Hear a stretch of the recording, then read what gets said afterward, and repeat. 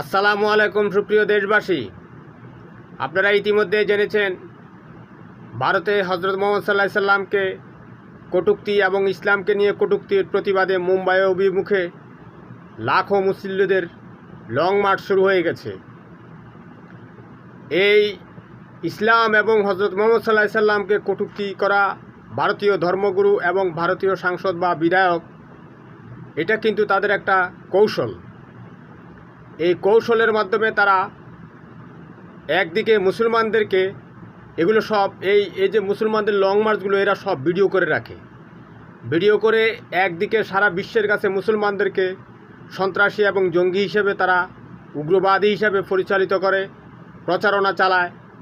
এবং অন্যদিকে এখানে যে সমস্ত মুসলিম নেতৃত্ব আছে তাদেরকে বাছাই করা হয় হত্যা করার জন্য।